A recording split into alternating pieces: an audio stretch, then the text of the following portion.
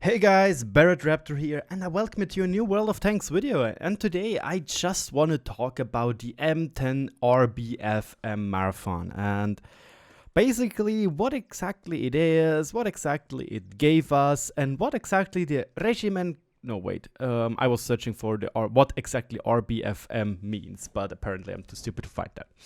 No, to be honest, I just want to talk about this event and what Wargaming did and if it's actually pretty good. And yeah, the first thing you will probably notice is that you can't really buy this tank. You have to play these missions, and if you don't do it, you won't get a tank, which is totally understandable in my opinion. And I actually think this is a pretty decent trade-off because it's just a tier 5 tank. It's nothing like incredible special like a tier 8 premium where you can get a lot of money out of it. However, I really do want to point out that it's actually pretty neat how much you can get out of it. Like, in the end, you have like this 14 days, and every single day you can get more experience per battle and more crew experience per battle. And lastly, this event goes 3 days longer when it's finished, or like the boosters go on for 3 days longer. And if you might have watched the monthly rundown with Ikibu, he said that this weekend we will have a double experience event. Just have to see if I can find it. Yeah, there we go. Apparently from the 8th to the 9th, we have a D-Day event where we have, when you're top 10 and you win, you get double experience earned. So it's basically like having every single game dailies, which is awesome. And again, in the end, if you manage to do all those missions, you get an additional 50% to your combat experience. So you get like, I don't know, 150% more experience base, and you can add on boosters to that, and that is actually pretty darn impressive and is really cool. Other than that, the most things, or the cool thing you get in my opinion, are the boosters out of those missions. Not really the directives. The directives are okay, I take them, they're totally okay, but the boosters are, in my personal opinion, awesome. And again, those additional boosters right here, which you get like the limited boosters, are also very cool.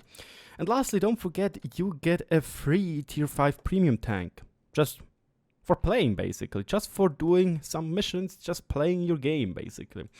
Is it any good? Like, I didn't play enough battles to say if it's good or not. It is fun, and I love how it looks, to be honest. And the Sirocco special camouflage also looks great, in my opinion. I'm really looking forward to that. And lastly, by the way, those I don't really know what exactly those should be. My guess is they're there to push over those tank traps or barbed wire to let the troops go through. But then again, this was not really a landing vehicle. As far as I know, it was part of the French Liberation Army. But again, guys, I'm not a historic pro when it comes to D-Day. I know a lot of stuff about Swiss historic stuff and how fucked up we were back in the days. Let's say it that way. Like, there were two things which made me really happy about this marathon in general. The first thing is, with you getting this tank, you got a crew which is 100% trained on the M10 RBFM. The thing you might didn't know is that this tank comes with a free, like, it has so much experience on this crew that you can get your first skill for free, meaning this is why I have Sixth Sense and camouflage already. And that is freaking awesome. Like, I'm not talking for you as a free-to-play player or the free-to-play players under you or the new players which are able to get this tank. This is absolutely amazing, because this what you have here is basically 210,000 crew experience worth of grind for free. And that is absolutely amazing, because you can use this crew very comfortably to grind out the French TD line, if you want to have the French TDs, obviously, because to be fair, the Foch B is an interesting tank, but it's not everybody's cup of tea. And there are a lot of stinkers in this tech tree, like the RV49. This one is not too good when I've played it back in the days. This one is also not that good. back in the days. When I played the Foch, it was great, but it didn't have the autoloader, so I don't know how it is now. But the cool thing is you get 5 crew members. You get a commander, gunner, driver, radio operator, and a loader. This crew layout definitely works very well with what you have in this tank tree. Yes, you don't have a radio operator right here, so that is a minus, but doesn't really matter. You just have an additional crew member. It's not a big deal. The All V33, however, this one has those 5 crew members, which is cool. Great, to be precise, or to be honest. The same goes with the tier 7 tanks. So for the tier 8 and for the tier 6 and the tier 7 tank, you have a crew already and a decent crew trainer to get the crew up to 100% when you are retraining them for credits. This tank will be your biggest problem because it has 2 gunners and no radio operator. So you could, in theory, retrain your radio operator to be a gunner, because usually radio operators are not that useful anyway. However, the problem might arise that you won't need that gunner anymore anyway, and retraining a complete its proficiency costs a lot of gold. I think it's 500 gold, I'm not entirely sure. The Foch and the Foch Beast will be stuck with 4 crew members, so you will have a radio operator left over, which you can use in other crews or just keep, because you will most likely need it when you want to play the M10 RBFM again. If you already have a crew for the French medium tank, for the French TD line, I can totally say yes, you can also use it for your French heavy line. Yes, it will be a little bit of crew experience lost because you have to retrain them, but yes. The tier 7 heavy, he has the same crew layout, so you can use the exact same crew. And the AMX M56, which is a big poop pile, has the same crew layout. But after that you get this amazing tank, which has the same crew layout. And honestly, the tier 9 heavy tank, in my opinion, when it's fully upgraded, depending what you like more, what tank gun, is a keeper. There is no point in not keeping this tank. This tank, in my opinion, is absolutely fantastic, and I like to play it so much more than the tier 10 tank, because the tier 10 tank only really gets a minor boost to the upper front plate. Well, minor, it is a boost to the upper front plate, but wait, I made a mistake. The problem is that even though you get a better frontal armor plate, the turret stays the same. The turret is exactly the same. Yes, you get a punchier gun, but the difference in DPM is marginal. Like, it doesn't really feel like an upgrade. That's what I want to say. So we'll just let it quick a little put previous screen. Just as a quick little thing, like here you can see fully upgraded tank gun rammer, vents, and so on and so forth. We have 2,783 DPM, while the tier 9 tank has 2,709 DPM. This is an 80 DPM difference, roughly. That is even worse than what the Leopard and the Leopard PTA have, let's be honest. Honestly, the tier 9 tank is absolutely fantastic, and I can definitely recommend to you to get this tank. And again, the crew you get from the M10 RBFM can be used for that. You just have to retrain it though. So keep that in mind.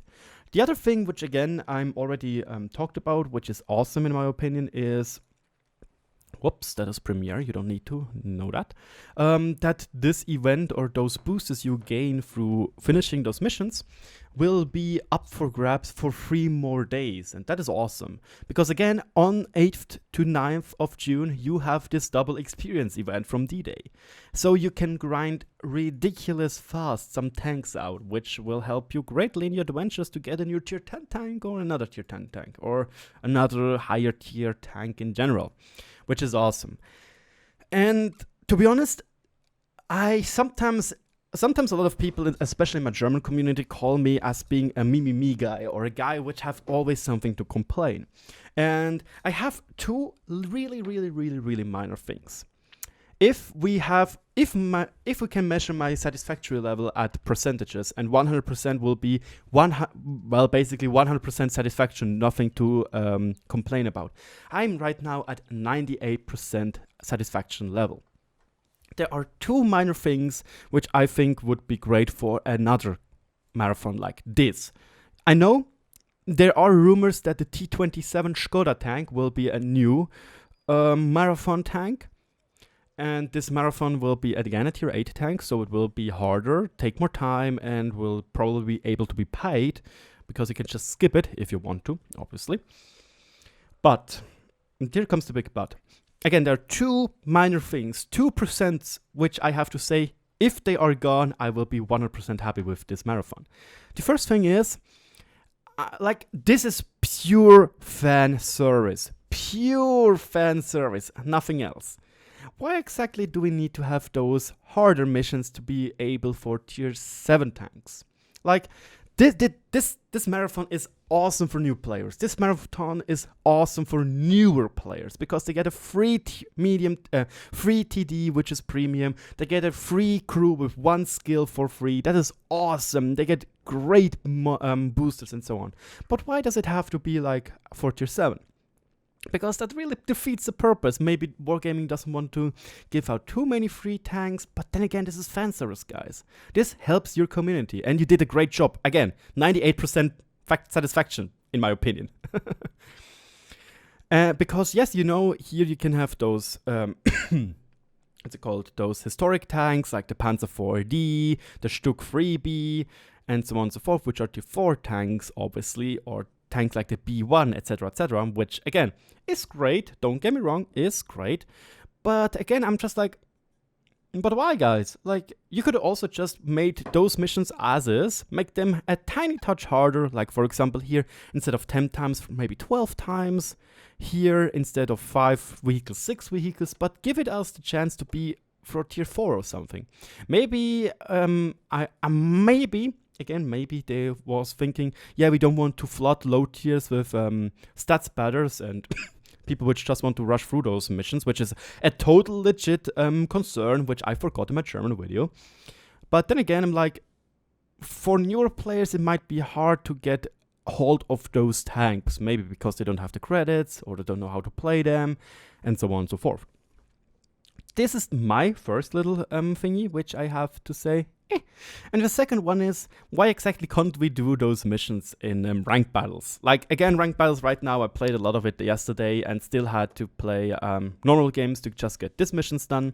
I'm like, come on, guys, come on. Why not this one as well? Why not?